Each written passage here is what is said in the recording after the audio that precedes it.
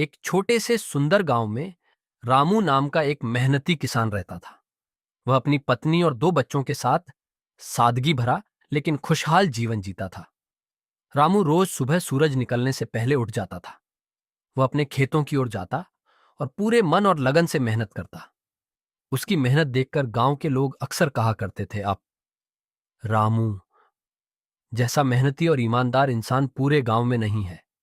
जब रामू खेतों में काम करता तब उसकी पत्नी घर पर प्यार से खाना बनाती और उसके दोनों बच्चे मन लगाकर पढ़ाई करते। दोपहर तक खेतों में काम करने के बाद रामू घर लौटता और अपने परिवार के साथ सादगी से जीवन बिताता। एक दिन रामू अपने खेत को फावड़े से जोत रहा था। अचानक उसका फावड़ा किसी कठोर चीज से टकराया। उसने मिट्टी हटाकर देखा तो वहां एक पुराना थैला दबा हुआ था। रामू ने उत्सुकता से थैला खोला। अंदर सोने के बहुत सारे चमकते हुए सिक्के थे। एक पल के लिए रामू के मन में विचार आया, अगर ये सिक्के मैं रख लूं तो पहले एक बड़ा घर बना सकता हूं और अपने बच्चों को अच्छी शिक्षा भी दे सकता हूं। लेकिन अगले ही क्षण उसकी अंतरात्मा ने उसे रोक लिया। उसने सोचा, नहीं, ये सही नहीं है। ये किसी और का है। मुझे इसे उसके असली मालिक को लौटा देना चाहिए। रामू तुरंत गांव की चौपाल पर गया और सब लोगों से पूछने लगा कि क्या किसी का सोने के सिक्कों से भरा थैला खोया है। तभी एक बुजुर्ग बोले, यह तो शायद सेठ रामपाल का हो सकता है। उन्होंने कई साल पहले बताया था कि बाजार जाते समय उनका ऐसा थैला खो गया था। रामू तुरंत सेठ रामपाल के घर पहुंचा। जब सेठ रामपाल ने अपने सामने वही थैला देखा तो उनकी खुशी का ठिकाना नहीं रहा। उन्होंने कहा, बेटा रामू, तुम बहुत ईमानदार हो। इसमें से कुछ सिक्के अपने लिए भी रख लो। रामू मुस्कुराते हुए बोला, नहीं सेठ जी, ये सिक्के मेरे नहीं हैं। मैंने तो बस अपना फर्ज निभाया है। ये सुनकर पूरे गांव में रामू की ईमानदारी की चर्चा होने लगी। लोग उसकी बहुत प्रशंसा करने लगे। लेकिन उसी गांव में भोलीराम नाम का एक किसान भी रहता था। रामू की इतनी तारीफ सुनकर वह जलने लगा। उसने सोचा कि किसी तरह रामू को लोगों की नजरों में छोटा दिखाना चाहिए।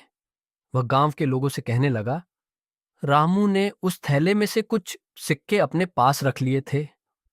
जब रामू को यह बात पता चली तो उसे बहुत दुख हुआ, लेकिन उसने किसी से झगड़ा नहीं किया। वह घर जाकर अपनी पत्नी को सारी बात बताने लगा।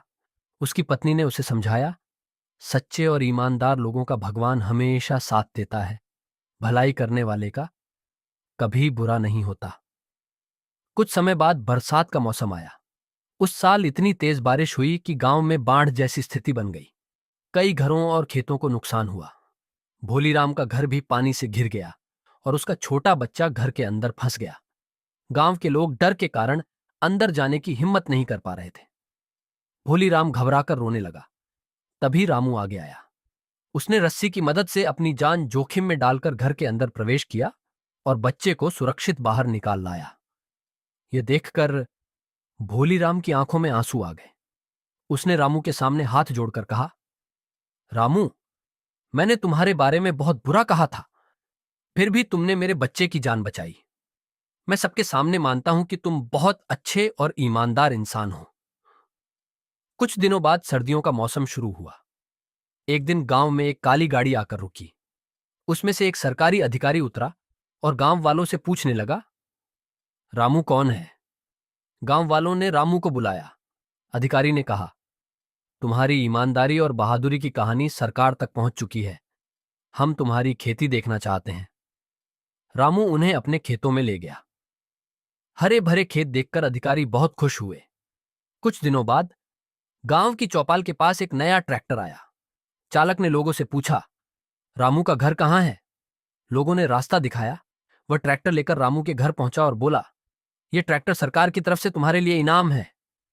रामू और उसका परिवार बहुत खुश हो गया। अब उसकी खेती पहले से भी बेहतर होने लगी। उसके बच्चे अच्छे स्कूल में पढ़ने लगे और घर में खुशहाली आ गई।